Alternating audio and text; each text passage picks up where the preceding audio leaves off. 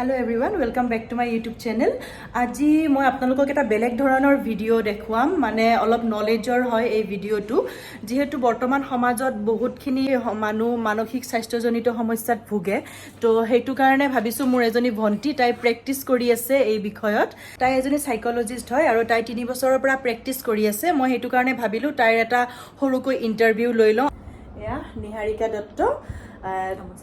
তাই অলপমান নলেজ দিব তো হেতু কাৰণে মই ভাবিলো আপোনালোকৰ লগতো আজি শেয়াৰ কৰো কথাখিনি কাৰণ বৰ্তমান সমাজত দেখিছো এই সমস্যাত বহুত মানুহ ভুগে তো হেতু কাৰণে মই ভাবিলো এটা সৰুকে তাইৰ ইন্টাৰভিউ লৈ লওঁ যে কিয়নো এইবিলাক সমস্যাত আমি আজিকালি ভুগো হেতু কাৰণে আৰু অলপ আপোনালোকৰো হেল্প হ'ব হেই ভাবি পেলাই তো তাইক এই কাৰণে সুধো আৰু যে এইবিলাক সমস্যাত আজিকালি কিয় ভুগে মানুহে যে মানে এনেকুৱা সাইকো অলপ প্ৰবলেম মানুহৰ হয় কিহৰ কাৰণে হয় এইবোৰ আজিকালি তো আজিকালি দেখা গৈছে যে মানসিক স্বাস্থ্যটো ইমান বেছি গুৰুত্ব দিয়া নহয় আগতে একদমেই গুৰুত্ব দিয়া নোহোৱা নাছিলে কিন্তু এতিয়া লাহে লাহে অলপ অলপ সজাগতা আহিছে মানসিক সমস্যা কি হয় সেইটো জনাৰ আগত মানসিক স্বাস্থ্য কি হয় সেইটো জনাটো বহুত ইম্পৰ্টেণ্ট হয় তো মানসিক স্বাস্থ্য বুলি ক'লে যেনেকৈ সাইকোলজিকেল ছ'চিয়েল এণ্ড ইম'চনেলি আমি কেনেকুৱা ফিল কৰোঁ সেই আটাইকেইটা দিশ লগ হৈ পেলাই মানসিক স্বাস্থ্য হয় মই বুজাই দিম এতিয়া যে গোটেইকেইটা কি হয় ঠিক আছে তুমি বুজাই দিয়া ধুনীয়াকৈ যাতে আমাৰ মানুহখিনিয়ে বুজি পায় আৰু এক্সেক্টলি তো ফাৰ্ষ্টটো হৈছে যে ইম'চনেল আমি ইম'চনেলি কেনেকুৱা ফিল কৰোঁ কেতিয়াবা হয় যে আমাৰ বহুত বেছি খং উঠে কোনোবাই যেতিয়া আমাক কিবা কথা কৈ দিয়ে আমি গৈ পেলাই অভাৰথিংক কৰোঁ কিয় মোক এনেকৈ ক'লে মই সঁচাকৈ তেনেকুৱা নেকি বা কেতিয়াবা কেতিয়াবা কি হয় আমি বহুত বেছি ছেড ফিল কৰোঁ আৰু কণ্টিনিউৱাছলি আমি বহুত দিনলৈকে ফিল কৰি থাকোঁ ছেডনেছ কাৰেক্ট কেতিয়াবা আমি ভাবি নাপাওঁ যে ইমানকৈ কেলৈ ভাবিছোঁ হয়নে আৰু বহুতক দেখা গৈছে যে খং উঠিলে বস্তু দলিয়াই দিয়ে ভাঙি দিয়ে তো ইমান লেভেলত খং কিয় উঠে চবেই এইটো দেখে যে খং কৰি আছে বাট খংটো কিয় উঠে সেইটো কোনো এইটো সমস্যা আজিকালি সব মানুহৰে হয় প্ৰত্যেকজন মানুহৰে এই সমস্যাটো আজিকালি তো এইটো সমস্যা নৰ্মেল হয় সকলোৰে থাকে আপোনাৰো খং আছে মোৰো খং আছে কিন্তু পৰিমাণটো কিমান হয় সেইটো মেটাৰ কৰে তো সেইটো হৈছে আপোনাৰ ইম'চনেল হয় ছ'চিয়েল মিনছ হৈছে মানে আমি মানুহৰ লগত কেনেকৈ ইণ্টাৰেক্ট কৰোঁ আমাৰ ৰিলেশ্যনশ্বিপবোৰ কেনেকুৱা হয় বহুত দেখা গৈছে যে যদি আমি নতুন মানুহ লগ পাওঁ বহুত মানুহে হেজিটেশ্যন কৰে কথা পাতিবলৈ আজীব লাগে অশান্তি লাগে যে কথা পাতোঁ নাপাতোঁ হাত ভৰি কঁপিবলৈ ধৰে হয়নে তো ছ'চিয়েলি আমি কেনেকৈ মানুহৰ লগত ইণ্টাৰেক্ট কৰোঁ আমাৰ ৰিলেশ্যনশ্বিপবোৰ কেনেকুৱা হয় আমি মানুহৰ লগত সহজে মিলি যাব পাৰোঁ নে নোৱাৰোঁ সেই সকলোবিলাক ছ'চিয়েল যোনবিলাক দিশ আছে ছ'চিয়েলি আমাৰ ইণ্টাৰেকশ্যন কেনেকুৱা হয় সেই সকলোবিলাকক আমি ছ'চিয়েলি বুলি ভাবোঁ ঠিক আছে emotionally and socially and psychologically means যেনেকৈ মই আপোনাক খংটোৰ কথা ক'লোঁ খংটো আমি সাইকোলজিকেলি বুলিও ক'ব পাৰিম কাৰণ কিছুমান বস্তু থাকে যে আমাৰ ভিতৰত সোমাই থাকে আমি সেইটো বস্তু এক্সপ্ৰেছ কৰিব নোৱাৰোঁ আৰু খং হিচাপে আমাৰ মনতে কেতিয়াবা দবি থাকে কাৰেক্ট তো এই ইম'চনেল সাইকোলজিকেল এণ্ড ছ'চিয়েল এই গোটেইকেইটা দিশ লগ হৈ পেলাই মানসিক স্বাস্থ্য হয় যিহেতু আপোনালোকে গম পালে যে মানসিক স্বাস্থ্যটো সকলোৰে থাকে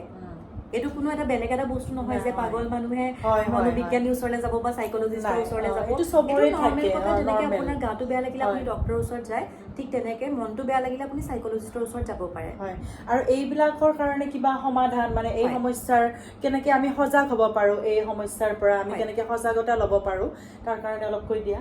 হয় তো আমাৰ মানসিক স্বাস্থ্যৰ কাৰণে সজাগতা লোৱাটো খুবেই প্ৰয়োজন হৈ পৰিছে আজিৰ যুগত বিশেষকৈ আৰু মানসিক স্বাস্থ্য যেতিয়া আপোনালোকৰ এনেকুৱা ফিল কৰিব যে বহুত দিনৰ পৰা আপুনি বহুত দুখত আছে মনটো বেয়া লাগি আছে কেতিয়াবা থাকে যে কিবা ৰিজন থাকে আৰু কেতিয়াবা থাকে যে উইদাউট এনি ৰিজন আমাৰ মনটো বেয়া লাগে ঠিক আছে তো অকল এনেকুৱা নহয় যে মনটো বেয়া লগাটোৱে মানসিক স্বাস্থ্য হয় বহুত কিবা কিবি জড়িত হৈ থাকে তাৰ লগত তো যেতিয়া আপোনাৰ তেনেকুৱা কিবা ফিল কৰে মানসিক স্বাস্থ্য ৰিলেটেড কিবা প্ৰব্লেম তো আপুনি সাইকোলজিষ্টৰ ওচৰত যাব পাৰে তেওঁ নিশ্চয় আপোনাক সমাধান দিব সাইকোলজিষ্টে আপোনাৰ কাউন্সেলিং এণ্ড থেৰাপি প্ৰভাইড কৰে কাউন্সেলিং মিনছ বহুতে গম নাপায় যে কাউন্সেলিং কি হয় আমি গম নাপাওঁ কৈ দিয়া কাউন্সেলিং মানে কি কাউন্সেলিং মানে হৈছে বহুতে ভাবে যে কাউন্সেলিং মানে হৈছে যে আৰে পগলা মানুহে যায় বা মেণ্টেল মানুহ এনেকুৱা নহয় কাউন্সেলিং মিনছ হৈছে মই বুজাই দিছোঁ আপোনালোকক যেনেকৈ আপোনালোকৰ গাটো বেয়া হ'লে আপুনি ডক্টৰৰ ওচৰত যাব হয়নে আপোনাৰ পেটটো বিষাই আছে ষ্টমাক পেইন হৈ আছে আপুনি ডক্টৰৰ ওচৰত যাব ক'ব যে মোৰ পেটটো বিষাই আছে তো মেডিচিন দি দিব ডক্টৰে কাৰেক্ট কিন্তু আপুনি মেডিচিন ল'লে আপোনাৰ ভাল হৈ গ'ল আপুনি ঘৰলৈ অহাৰ পিছত অলপ আপুনি কোৰ্চটো কমপ্লিট কৰিলে দেন অলপ দিনৰ পাছত আপোনাৰ আকৌ পেটটো বিষাইছে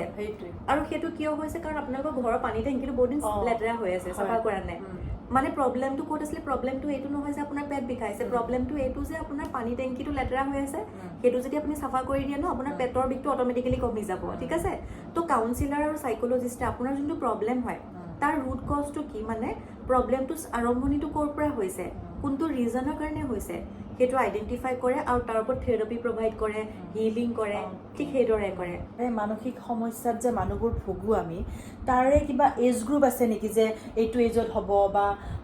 সৰু ল'ৰা ছোৱালীৰ হ'ব পাৰে বা ডাঙৰৰে হ'ব পাৰে?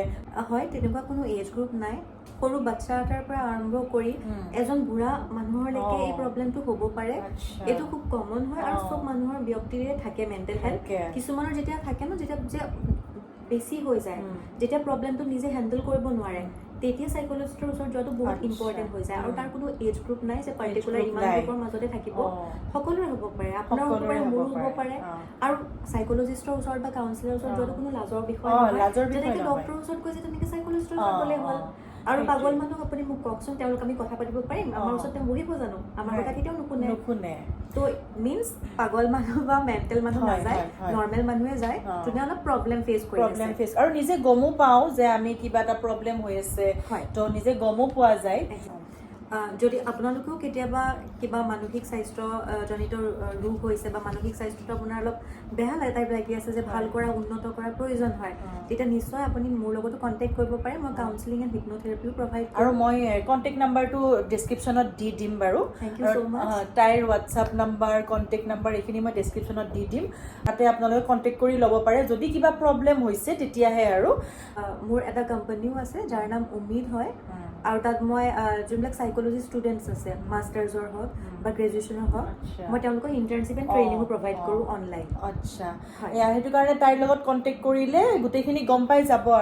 আৰু তাই PhDও কৰি আছে। কিহৰ ওপৰত PhD কৰি আছে? সাইকোলজিৰ ওপৰতে PhD কৰি আছে। সাইকোলজি ৰিলেশ্যনশ্বিপটোৱে হেণ্ডেল কৰে ইছ্যু হ'লে। যদি ৰিলেশ্যনশ্বিপ কাৰোবাৰ ইছ্যু হৈছে, প্ৰব্লেম হৈছে,